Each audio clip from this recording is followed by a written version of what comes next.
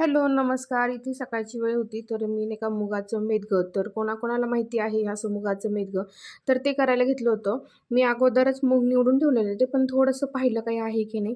तर मी हे असेच कच्चे मुगाचे मेदगं करत असते. तर भाजीला काही नसेल तर हा ऑप्शन खूप चांगला आहे आणि पटकन झटकीपट होतो. तर बाकी सगळे झोपलेले होते. तोपर्यंत म्हणलं चला आपलं पटकन आवरून घ्यावं. माझंही मी स्वतःचं आवरलं आणि नाही का मुगाचं मेदगं करायला घेतलं.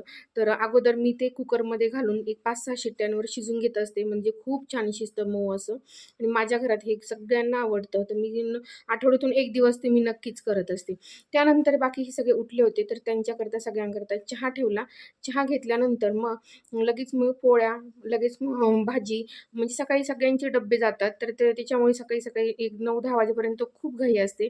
तर शंभू आलेला होता, तर शंभूला भाजीवाल्याची गाडी आली, तर त्याच्यावर बसवलं. तो खूप शांत बसला होता. सगळी कामं आवरल्यावर आपण काय करायचं करता मी साड्यांना असे पिको फॉल करत असते.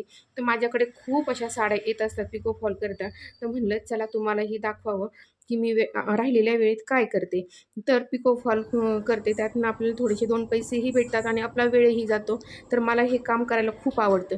आपला व्हिडिओ आवडला असेल लाईक, शेअर, कमेंट करायला विसरू नका. बाय.